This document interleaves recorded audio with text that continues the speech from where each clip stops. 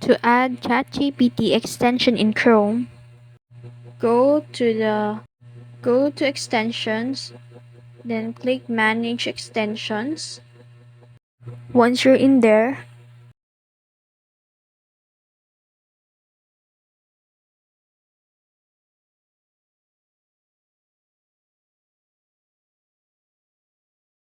click the Chrome Web Store and you will redirect to the extensions.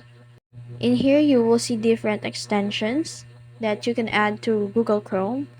But in this case, I'm going to add ChatGPT extension. Now search for ChatGPT.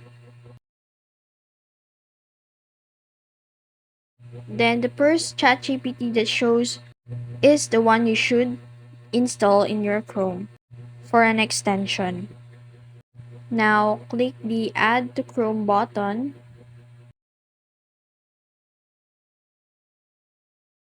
And this will pop out. Then click Add Extension.